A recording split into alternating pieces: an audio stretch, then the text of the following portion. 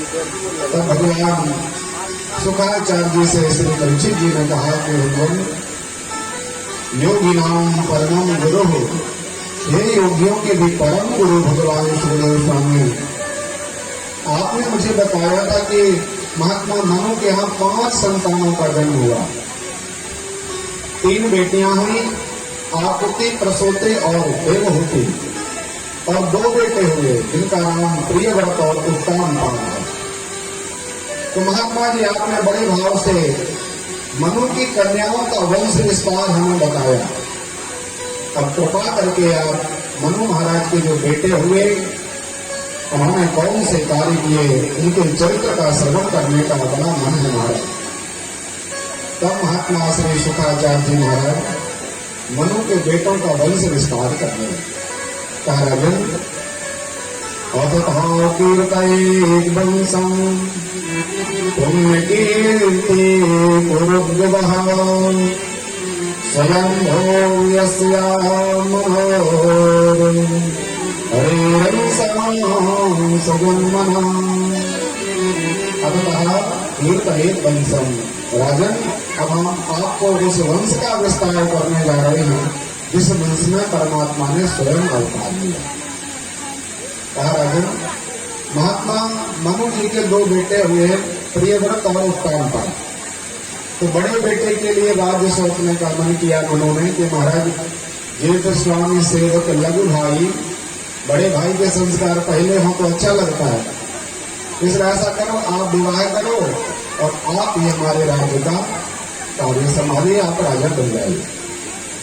तो महात्मा प्रियव्रत ने कहा, पिताजी अभी हमें गृहस्थी में जाने का कोई मन नहीं है, कोई राजकाज करने की इच्छा नहीं है। हमारे मन में तो एक इच्छा है कि हम परमात्मा का पहले भजन करें, खूब आनंद से भगवान का भजन पूजन करें, भक्ति करें, तब तपस्या करने के बाद कभी एक मन होगा तो हम गृहस्थ जीवन में प्रवेश कर लेंगे। तो बिल्कुल भी मन इनका विरक्ति के तरफ था। तो महात्मा मनु जी ने विचार किया कि चौथा गुण लगने वाला है और हमें परमात्मा का भजन करना है, ऐसा ही पूरा समय निकल जाएगा, तो ये विद्वत्ता तो नहीं है। नीति कहूँ वस सुनो रसानन, चौथे तन जाई नृप प्राणन। चौथे पन में हमें अपने घर का त्याग करके जंगल का आश्रय लेना चाहिए, भजन करना चाहिए। इसलिए महात्मा मनु ने अपने छोटे बेटे उत्तानपाद के लिए पूरा राज्य सौंप दिया। पत्नी का राज्य महात्मा उत्तानपाद करने लगे। प्रथम विवाह महात्मा का सुनीति के साथ हुआ और आनंद से ग्रस्त जीवन में प्रवेश किए। बड़ी सावधानी से कथा सुने, ये कथा हमारी आपकी है। उत्तानपाद जी ने प्रथम विवाह किया सुनीति के साथ। हमारी भी 2 रुचि होती है, एक आत्मा की और एक मन की। जब हम कोई अनर्गल काम करते हैं, व्यर्थ का काम करते हैं, तो हमारी आत्मा उसमें गवाही नहीं देती। तो आत्मा कहती है कि महाराज ऐसा नहीं करना चाहिए, ये गलत है, ये पाप है, ये कुकर्म है। लेकिन हम आत्मा की बात को न सुनते हैं, अपने मन की बात को सुनते हैं। महात्मा उत्तानपाद की प्रथम पत्नी सुनीति जो सुंदर नीति से संपन्न है, जो धर्म कर्म के साथ जीवन व्यतीत करती है। राजा को लगा बहुत वर्ष बीत गए लेकिन कोई बेटा बेटी नहीं हुआ, इसलिए हमें दूसरा विवाह करना चाहिए। राज परंपरा में नियम है एक पत्नी से संतान हो तो अन्य विवाह की इच्छा आप प्रकट कर सकते हैं। तो राजा ने दूसरा विवाह किया और उत्तानपाद का दूसरा विवाह सुरुचि के साथ हुआ। पहली पत्नी सुनीति और अब सुरुचि, अपनी रुचि। और रुचि तो पता नहीं कहाँ कहाँ जाती है, आप लोग जानते हो। आते ही साथ उत्तानपाद महाराज से कहा कि महाराज ये कौन है? बोले ये हमारी पहली पत्नी है। तो कहा मुझसे विवाह क्यों किया? और ये तो मुझसे विवाह किया है तो जिसको अलग कर दो, या तो ये रहेगी या मैं रहूंगी। तो राजा ने लोक लज्जा से डरने के लिए अपनी प्रथम पत्नी का त्याग कर दिया। कुछ ही समय बाद मां सुनीति ने सुंदर बेटे को जन्म दिया जिसका नाम महात्मा ध्रुव हुआ। बोलिए ध्रुव जी महाराज की जय हो। ध्रुव जी महाराज का जन्म हुआ तो छोटी मां सुरुचि ने विचार किया कि ये प्रथम संतान है पिता की, और पिता की प्रथम संतान का ही अधिकार होता है राज्य करने का, राजा बनने का। इसलिए पहले से उसने ऐसी युक्ति निकाली कि कुछ भी हो जाए, मेरी सौत का बेटा राजा नहीं बनना चाहिए। हमारी कुक्षी से जो बेटा जन्म लेगा वही इस धराधाम का राजा होगा। समय निकलता गया। महात्मा ध्रुव जी महाराज 4 वर्ष के हुए।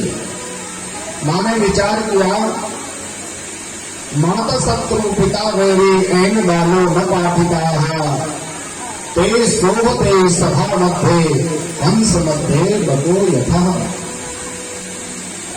वो माता पिता और संतान के लिए शत्रु हैं, विष के समान हैं, जो अपने बेटे के लिए या बेटे के लिए सुंदर शास्त्रीय शिक्षा प्रदान नहीं करते। कई बार माताएं लाड़ लाड़ में अपने बेटा या बेटी के पापों पर पर्दा डाल देते हैं। पिताजी कहते हैं कि आप इसने ऐसा किया, बोले नहीं महाराज ऐसा कुछ नहीं है। और पिताजी तरफ वो बात नहीं पहुंचती कि हमारा बेटा कितना बिगड़ गया। और बिगड़ते बिगड़ते एक समय ऐसा आता है कि 1000 प्रयास करने के बाद भी पर वो अपने काबू में नहीं आता।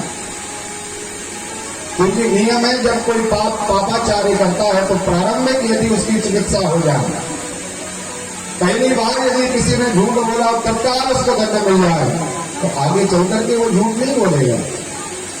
लेकिन हम आप क्या करते, चलो ठीक है आज एक बार हुआ, देख लेंगे, कोई दिक्कत नहीं।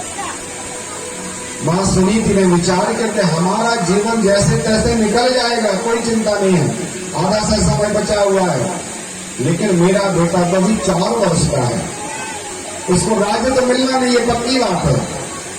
पूरा जीवन इसको भिखारियों की तरह निकालना पड़ेगा। तो मैया ने अपने ममत्व का त्याग करके कठोर अनुशासन किया ध्रुव के ऊपर। पुराणों का आदेश है कि जन्म से लेकर के 5 वर्ष तक आप खूब लालन पालन करो, पूरी छुट्टी दे दो अपने बच्चों को। लेकिन जब 5 वर्ष की अवस्था प्रारंभ हो जाए तो 5 वर्ष से 13 वर्ष तक जितना आप शासन कर सके धर्मवत, वो शासन कर सकते हैं। भैया ने बहुत लालन पालन के साथ ध्रुव जी का सुंदर मार्गदर्शन किया। कहीं ऐसी कथाएं होती, कोई सत्संग होता तो मैया अपने साथ ले जाती थी, ब्राह्मणों के चरणों में लौटा देती थी, शालिग्राम भगवान के चरणों में डाल देते थे। और यही कार्य मैया का चल रहा था। एक बार क्या हुआ, श्री सुखदेव स्वामी कहते हैं राजन, अब पिता तो पिता है, इसलिए दौड़ करके खेलते हुए महात्मा ध्रुव जी एक बार आए और पिताजी राज्य सिंहासन पर बैठे थे अपनी छोटी पत्नी के साथ। तो महात्मा ध्रुव जी पिताजी की गोद में बैठ गए। गोदी में जब बैठे तो सुरुचि ने विचार करके देखिए, आज ये बैठा है, आज डांटा नहीं जाएगा, मना नहीं किया जाएगा, तो कल ये बगल में बैठ जाएगा। इसने तत्काल हाथ पकड़ के ध्रुव जी को नीचे फेंक दिया और कहा, अरे दुष्ट दुराचारी अधम, तू कितना पापी है, अरे तूने सुनीति के कुक्षी से जन्म लिया है, और यदि तुझे इस धर्म की और इस गद्दी की आकांक्षा है कि हम राजा बने, तो तपस्या करने के लिए चले जाओ। तो तपस्या करने पर भगवान नारायण प्रसन्न हो तो प्रभु से कहना कि महाराज अभी हम मृत्यु को प्राप्त हो जाएं और अगला जीवन हमें सुरुचि के कुक्षी से जन्म मिलेगा। जब मेरी कुक्षी से जन्म मिलेगा तब तुझे राजा बनने का अधिकार मिलेगा। तो महात्मा ध्रुव जी ने सत्संग किया था, कथाएं सुनी थी कि भगवान का भजन तो परम पद के लिए होता है, आवागमन की मुक्ति के लिए भगवान का जन्म और परमात्मा की तपस्या की जाती है। लेकिन यहाँ पर मैया बोल रही कि मेरी कुक्षी से जन्म लेने के लिए तपस्या करो।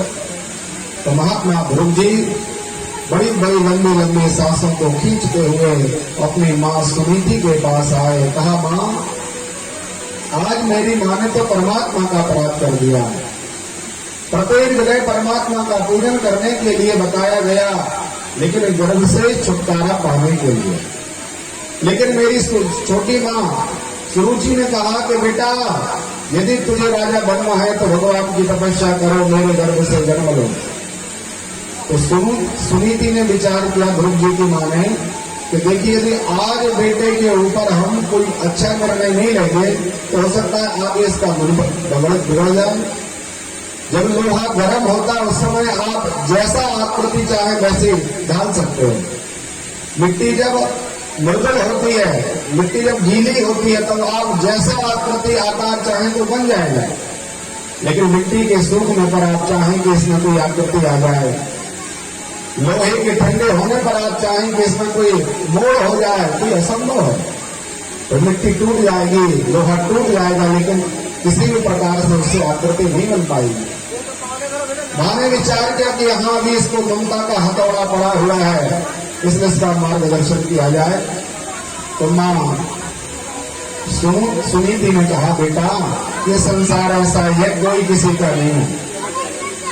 माता पिता भाई बंधु सब स्वार्थी हैं, स्वार्थ के सब संसार में संबंध है, और निस्वार्थ भाव का यदि कोई संबंध है तो वो परम पिता परमेश्वर से है।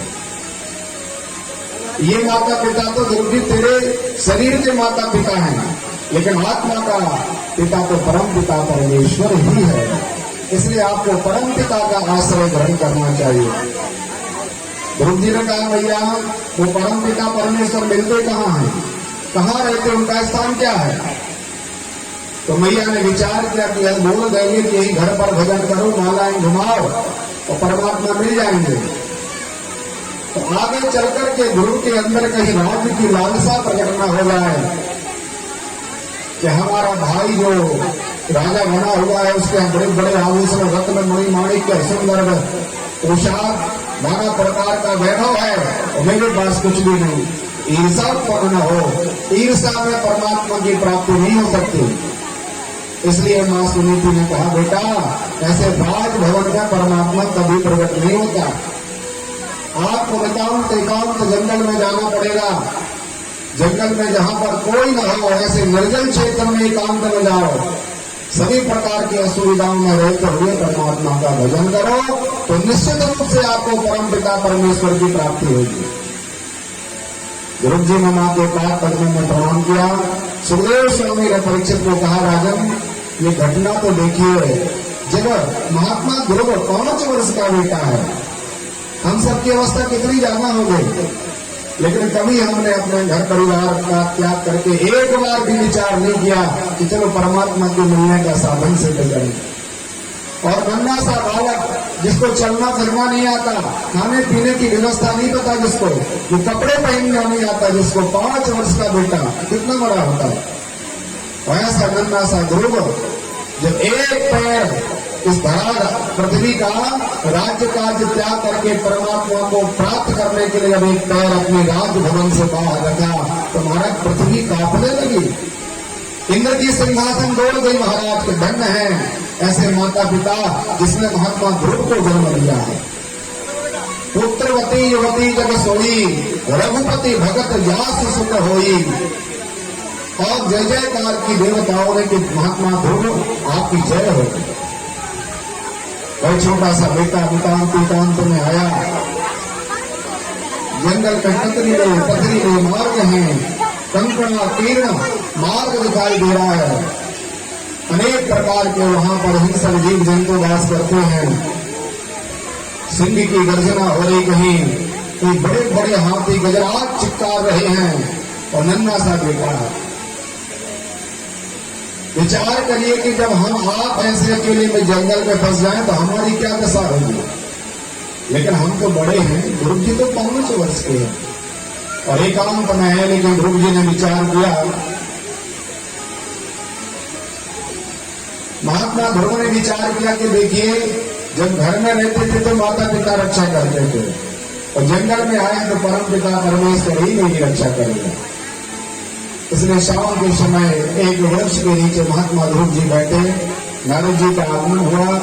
महात्मा नारद ने कहा, बेटा यहाँ क्यों आए हो अकेले, और अपने माता पिता का नाम बताइए, कौन हो तुम?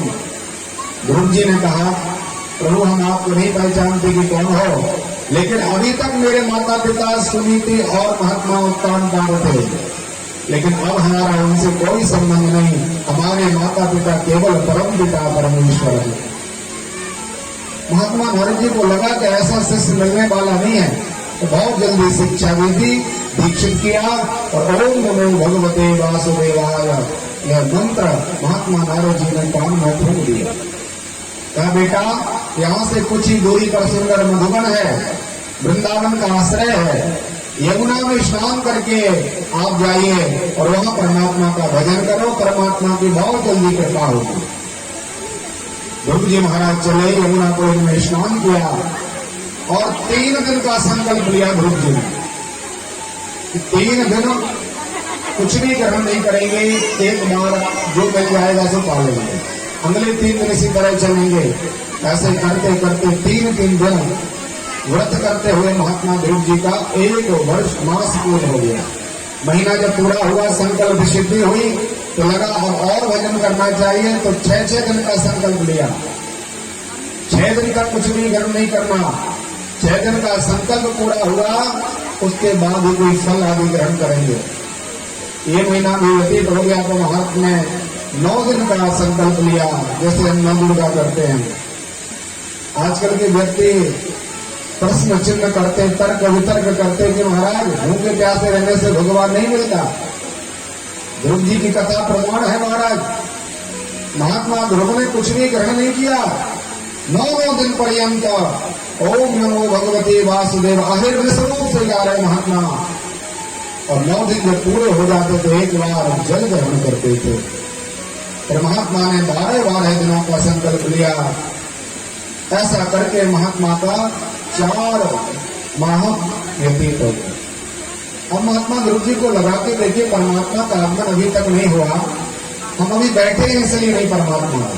तो ध्रुव जी खड़े हो गए और खड़े होकर के मंत्र गाने लगे, फिर भी परमात्मा का दर्शन नहीं हुआ।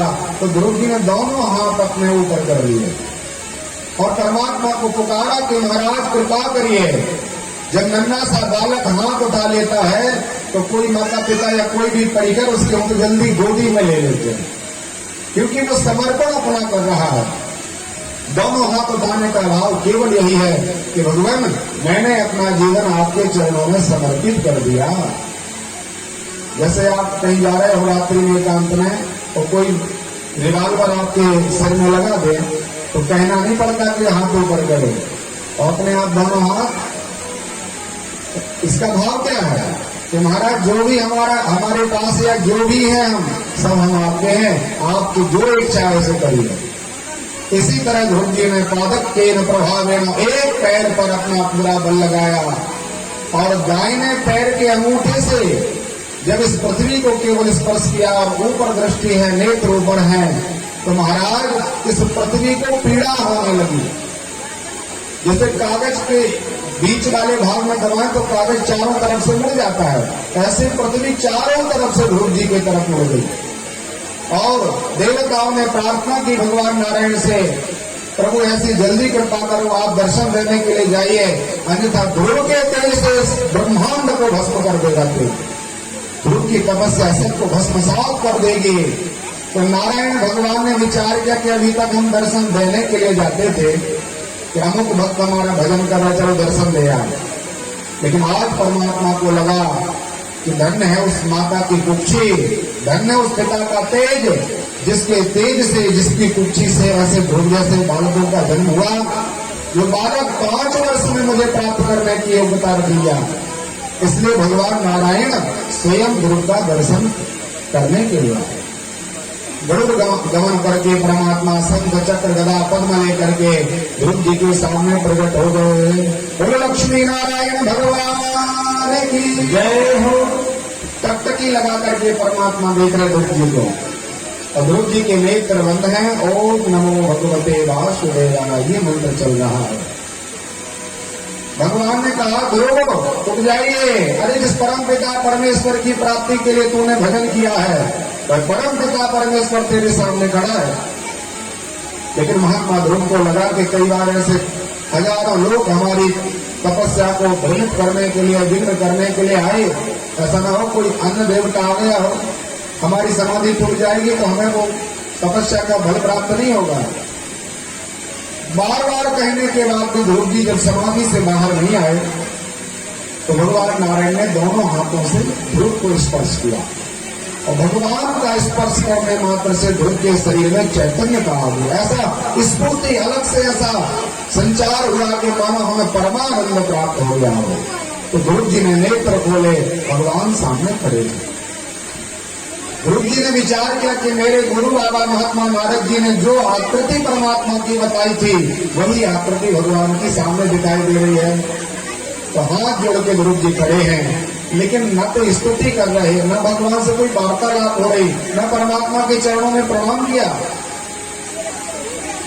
तो भगवान को लगा कि ध्रुव अबोध बालक है, कोई शिक्षा दीक्षा इसकी हुई नहीं, इसलिए मेरे दर्शन के बाद इसको इतना भी लोकाचार नहीं है कि जब भगवान प्राप्त हो तो उनके चरणों में प्रणाम करना चाहिए। ऐसे भोले भक्तों पर ही परमात्मा की कृपा होती है महाराज। परमात्मा ने पांच जन्म कपोले पांच जन्म नाम का संख भगवान ने कृपया कपोले ध्रुव जी के गाल पर स्पर्श किया, और जो कपोलों पर संख का स्पर्श हुआ तो सभी प्रकार के वेद पुराण मीमांसा इतिहास का प्रवर्तक महात्मा ध्रुव जी हो गए।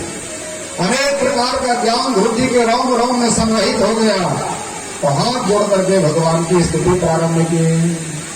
योऽन्ता प्रयश्य मनुवाचमिमां प्रसुप्ताम् अन्यश्च हस्तचरणा श्रवणत्वगादि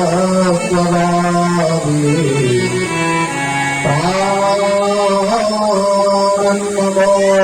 भगवते पुरुषाय तुभ्यम्। हे नारायण, हे गोविंद, हे परमात्मा, योगिता भैरव, जो मेरी सोई हुई सुषुप्ति अवस्था में जो हमारी विद्या को, मेरी बुद्धि को चैतन्य करने के लिए आए हैं, जो संजीव यक्त खल सत्य धराम सुधाम, जो प्रभु के मालिक है, ऐसे परमात्मा के विग्रह को हम बारंबार प्रणाम करते हैं, भगवान के चरणों में नमस्कार करते हैं। अनेक प्रकार की स्तुतियों के द्वारा भगवान ध्रुव जी ने दिव्य परमात्मा की स्तुति गाई। भगवान ने कहा, बेटा अब वरदान मांगो, तुम्हें क्या चाहिए? ध्रुव जी ने कहा, महाराज जी, हे प्रभु, मुझे केवल एक ही कामना थी कि हमें परम पिता का दर्शन करना था, और आपका दर्शन हो गया, हमारी कामना पूरी हुई। भगवान ने कहा, ना कुछ तो मांगना पड़ेगा। बार बार कहने के बाद भी ध्रुव जी ने कुछ नहीं मांगा, लेकिन परमात्मा जानते हैं, ध्रुव सा गिलावनी जपनी हरि नामो, गिलाने में आकर के ध्रुव जी ने परमात्मा का भजन किया तो पावा अचल अनुपम थामो। भगवान योगीश्वर ने कहा, ध्रुव जी, अभी आप दिव्य 36,000 वर्षों तक भारत का राज्य करो, और जब 36,000 वर्षों की अवस्था आपकी पूरी हो जाएगी तो हम आपको एक नए लोक का निर्माण करेंगे, इस लोक में आकर के आप प्रतीक्षित होंगे। ऐसा कहकर भगवान वहां से अंतरित हुए। महात्मा कांताप को पता चला कि हमारे बेटे के लिए परमात्मा का दर्शन हो गया। कथा बहुत सावधानी से सुनिए, जो हमारे विरोधी भी क्यों ना हो, लेकिन जब हम परमात्मा का भजन करते हैं, परमात्मा का आश्रय लेते हैं, तो हमारा विरोध करने वाले व्यक्ति भी हमारे अपने हो जाते हैं। जो माता ध्रुव के विरोध में थी, लेकिन उसके लिए आज पता चला कि मेरे बेटे ध्रुव ने परमात्मा को प्राप्त कर लिया। तो महाराज, जैसे हम सरे भर के मंदिर जाते हैं परमात्मा का दर्शन करने के लिए, ऐसे सभी प्रकार के परिकर महात्मा ध्रुव का दर्शन करने के लिए आए। ध्रुव जी ने सबके पाद कदमों में प्रणाम किया और कहा, मां, आपने उस दिन मेरा मार्गदर्शन न किया होता, आपने मुझे डांटा न होता, तो आज परमात्मा का दर्शन मुझे असंभव था। इसलिए मैया, आप हमारी सबसे बड़ी गुरु हो। पाद कदमों में प्रणाम किया। महात्मा कांताप ने अपने बेटे ध्रुव जी के लिए राज्य प्रदान किया, और राज्य करते करते लंबा समय हुआ। इनकी जो छोटी माँ थी, उनका एक बेटा उत्तम हुआ। अनेक प्रकार से किन्नरों के साथ उसका युद्ध हुआ। ध्रुव जी भी तैयार हुए लड़ने के लिए। मनु महाराज ने कहा कि देखिए, आपको भगवान का दर्शन हुआ है, आपको परमात्मा का भजन करना चाहिए। तो भजन करते हुए अंतिम अवस्था को प्राप्त हो रहे हैं। ये मृत्यु लोक है, यहाँ से सबको जाना है, मृत्यु सबकी सुनिश्चित है। तो ध्रुव जी के सामने मृत्यु लोक प्रकट हो गए। और कहा ध्रुव जी अब आपकी अवस्था पूरी हुई, आप ऐसा करो मेरा वर्ण करिए और फिर आप ध्रुव लोक के लिए पधारे। तो ध्रुव जी ने कहा आपका वर्ण कैसे? बोले हम पहले आपको मार डालेंगे, आपकी मृत्यु होगी, आपकी देह यहीं छूट जाएगी, इसके बाद आपकी आत्मा को लेके जाया जाएगा। अच्छा, महात्मा ध्रुव ने कहा ठीक है, निकाल अपना सिर नीचे करो। तो ध्रुव जी ने मृत्यु का सिर नीचे कराया और मृत्यु मूर्धन गतश्रेष्ठ, मृत्यु के सिर पर महात्मा ध्रुव जी ने पैर रखा, छलांग लगा करके विमान पर बैठ गए महात्मा ध्रुव जी। बोले ध्रुव जी महाराज की जय। विचार कीजिए, जब हम भगवान का भजन करते हैं तो मृत्यु का विभय भी हमारे ऊपर प्रकट होता है। भगवान कहते हैं नाहम बाहम मन बातो हम मृत्युश्चरति मद्भयात् सूर्यस्तपज देवानाम इंद्रो देवर मारुणाम। मेरे भय से मृत्यु भयभीत होती है, मेरे भय से अग्नि जलती है, मेरे भय से सूर्य प्रकाश देता है, और जो मेरा एक बार चरण शरण ग्रहण कर लेता है उस भक्त के लिए संसार में किसी से कोई भय नहीं रह जाता। एक छोटे से किसी पदाधिकारी से हमारी मित्रता हो जाए तो हमें कितना अभिमान हो जाता है कि हमारी वहां तक पहुंच है। संसार का कोई कुछ नहीं कर लेगा, एक फोन लगाएंगे तो तत्काल काम बन जाएगा, और उस व्यक्ति के संबंध मात्र से हमें कितना संसार में सुख मिलता है। और जब त्रिलोकी के बाद ब्रह्म परमात्मा से हमारा संबंध जुड़ जाता है तो महाराज संसार का कोई देवता भी कुछ नहीं कर सकता।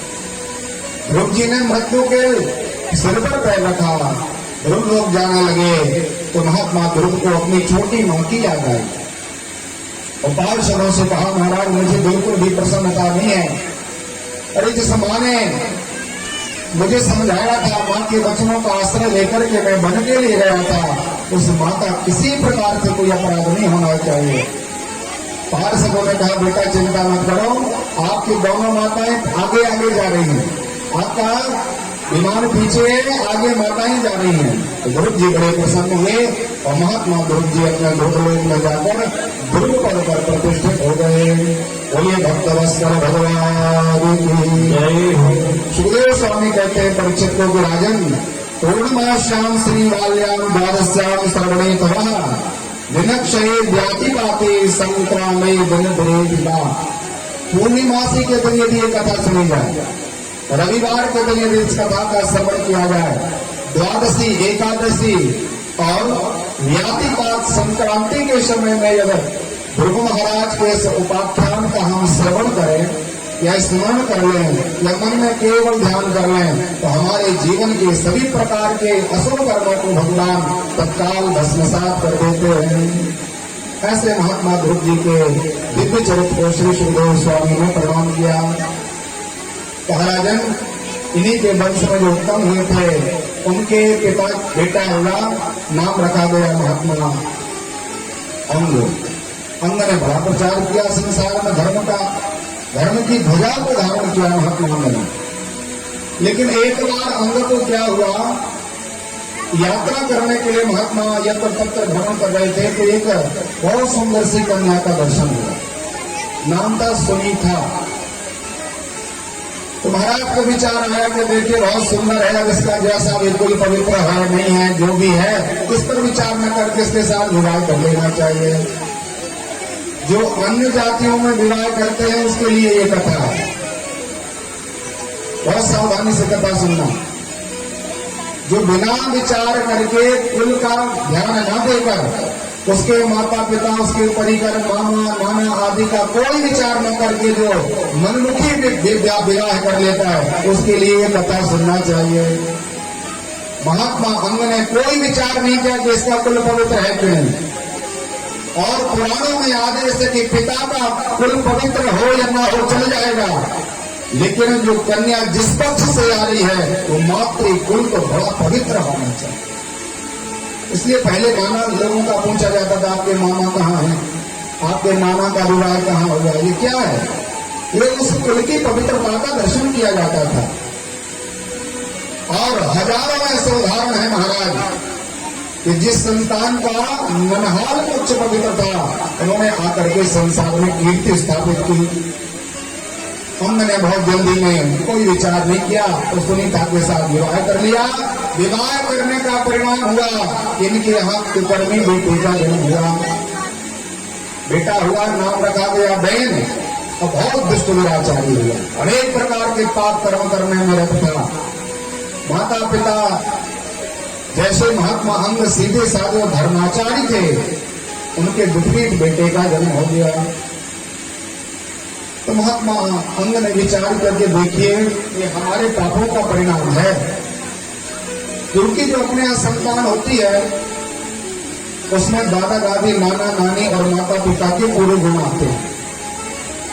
मैंने धर्म का व्यतिक्रमण किया, अतिक्रमण करके मैंने विवाह किया, इसलिए अब हमें इस कष्टों का सामना करना चाहिए। महात्मा ने बहुत समझाया बेटे को, लेकिन 1000 बार समझाने के बाद भी बहन के ऊपर कोई किसी प्रकार का प्रभाव नहीं चला। रात्रि के समय महात्मा अंग धवल सैया पर सो रहे हैं। सभी प्रकार की सुख सुविधा है महाराज, संसार में कोई कमी भी नहीं है। आज के लोग भी ऐसे कहते हैं महाराज आपकी कृपा से कोई कमी नहीं, लेकिन बेटा नहीं सुनता, बेटा अपने मन का हो गया, क्या करे महाराज। ऐसे ही महात्मा अंग अपनी धवल सैया पर लेते हैं। त्रिभुवन का राज है महाराज जी के हाथ में, लेकिन एक भी शांति नहीं महाराज के अंदर। वही अपने पुत्र कुपुत्र का रात दिन दुख है महाराज। इनको लगा के देखिए, धर्म के लिए हमें बेटे का त्याग कर देना चाहिए। और तत्काल रात्रि के एकांत समय में महात्मा अंग ने किसी से कोई समाचार न लिया न दिया, न किसी को कुछ बताया, और एकांत समय में सैया का त्याग करके चले गए। प्रातः काल हुआ, बोले राजा कहाँ है? राजा नहीं उठे। सर्वत्र समाचार लिया, बोले राजा का कोई पता नहीं। चतुरंगी सेना को तैयार किया राजा की खोज के लिए, लेकिन 1000 प्रकार का प्रयास करने के बाद भी कोई राजा को ढूंढ नहीं पाया। तो मंत्री सचिव आदि को लगा कि जब कोई नहीं है तो अभी तो बेटा तो कुपुत्र है, बड़ा दुष्ट दुराचारी है, और दुष्ट के लिए राज्य नहीं मिलना चाहिए, फिर भी चलो कुछ समय के लिए राजा के बेटे को ही राजा बना दिया। तो बहन के लिए राजा बनाया गया। ऐसे दुष्ट के लिए इतना बड़ा राज्य मिल गया। तो महाराज जब कोई कुकर्मी हो और बहुत बड़ा पद मिल जाए तो तब उसकी कुकर्मता का दर्शन होता है। अपने उस शक्ति का इतना दुरुपयोग करता है वो कि कहने में महाराज लग जाती है। सबसे पहले उसने कहा कि देखिए ब्राह्मण कुछ नहीं होते, धर्म कर्म कुछ नहीं है, कि संसार में पोथी पुराण ये मनगढ़ंत कहानियां हैं। सब कुछ यदि कोई सबसे बड़ा देवता है तो राजा सबसे बड़ा देवता है। सर्वदेवमयम नृपा, नृप के समान कोई बड़ा देवता नहीं। ब्राह्मण ने कहा राजन देखिए आपको राज्य में अच्छी बात है, लेकिन आपको धर्म का आश्रय लेना चाहिए। हमारे 4 पुरुषार्थ हैं, धर्म अर्थ काम और मोक्ष। पहला क्या है? धर्म। दूसरा क्या है? अर्थ। हमें पैसा कमाना है या पैसा का उपयोग करना है तो पहले धर्म का ध्यान देना चाहिए। जो व्यक्ति धर्म को धक्का देकर के धन कमाते हैं उनकी महाराज दुर्गति होती है। धर्म का संयत आचरण करके हमें धन का आश्रय लेना चाहिए। लेकिन आजकल हम धन का विचार नहीं करते, कोई धर्म नहीं, धर्म तो महाराज एक तरफ बिठा देते हैं और धन कमाना प्रारंभ कर देते हैं तो दुर्गति में पड़ जाते हैं। बहुत ज्ञान दिया, लेकिन राजा ने कहा पंडित जी लोग आप लोग शांत बैठे रहो, भोजन भोजन पाना हो तो मिल जाएगा और बहुत ज्यादा आपकी कोई प्रभुता नहीं रहेगी। राजा सबसे बड़ा होता है, राजा के समान न तो कोई ब्राह्मण है न कोई देवता है। और पंडित जी लोगों को लगा वो तो धर्म कर रहा है। संसार में जब क्षत्रिय आधार्मिक शासन करता है तो ब्राह्मणों को आगे आकर के धर्म की स्थापना करनी चाहिए, ऐसा नियम है। तो ब्राह्मण सब इकट्ठे हुए। ब्राह्मणों ने कहा कि महाराज सुनते हो, मानोगे कि नहीं? बोले कर क्या लोगे, हमारे पास 1000 प्रकार की चतुरंगनी सेना है। तो ब्राह्मणों ने मोहित करके एक सुंदर मंत्र का उपयोग किया और राजा को जमीन पर डाल दिया। महात्मा लोगों ने विचार किया सुधर जाएगा, फिर भी वो गालियां देने लगा। तो ब्राह्मणों ने उसको शरीर का मथना प्रारंभ किया, उसके देह को पूरा कर दिया और उसके जब शरीर को मथना प्रारंभ किया तो एक निषाद बहुत बड़ा काला काला सा शरीर जिसके शरीर में अनेक प्रकार की मक्खियां लगी हुई हैं, दुर्गंध आ रही है उसके शरीर से। ऐसे कोई एक पुरुष का जन्म हुआ, निषाद मतलब त्याग योग। तो महात्माओं ने विचार किया इसको तो राजा बना नहीं सकते, तो कहा ऐसा करो तुम नदियों के तटों पर, समुद्र के तटों पर वास करो, वहीं पर अपनी जीविका चलाओ। तो वहां से